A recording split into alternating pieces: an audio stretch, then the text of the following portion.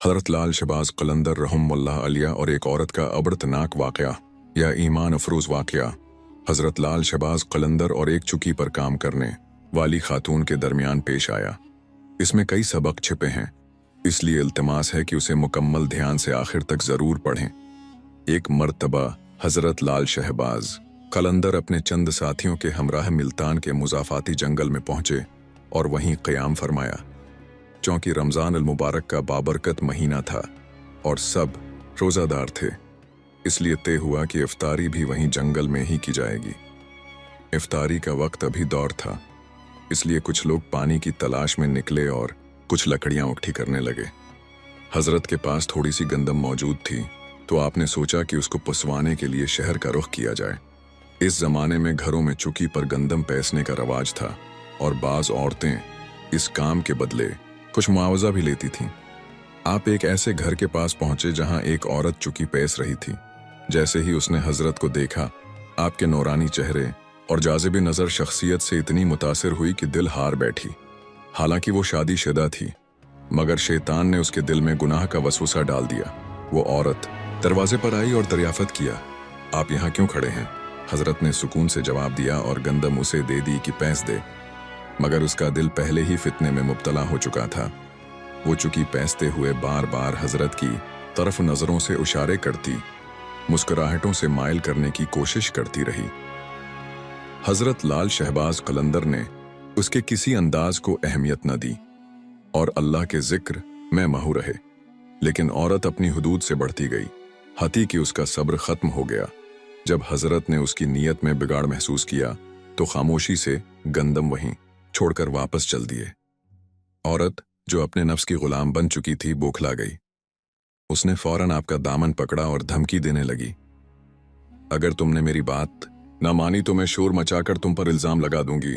हज़रत ने नरमी से समझाया, तुम एक बाइस्मत औरत हो, अपने शोहर की इमानत हो, और एक रोज़ादार शख्स को इस तरह आजमाना गुनाह कबीरा है। अल्लाह से डरो। मगर वो औरत शैतान के जाल में बुरी तरह फंस चुकी थी। जब उसने देखा कि हज़रत उसके काबू में नहीं आ रहे, तो वो अचानक जोर से चलाने लगी, चोर चोर। अहले मोहल्ला दौड़कर आ गए और उससे पूछने लगे कि मामला क्या है। औरत ने पूरी कहानी अपनी मर्जी से घड़कर बयान कर दी। नतीजतन दोनों को काजी के सामने पेश किया गया। काजी ने पहले औरत से सवाल किया तो उसने वही झूठी बातें दोहराएं। फिर काजी ने हज़रत की तरफ देखा, जिनके चेहरे से नूर और राष्ट्रबाजी झलक रही थी। काजी को हज़रत की शख्सियत से मुतासिर हुए बगैर न रह सका। काजी ने अदब से सवाल किया, तुम पर संगीन इल्ज़ाम है, क्या तुम उस के जवाब में कोई गवाही दे सकते हो?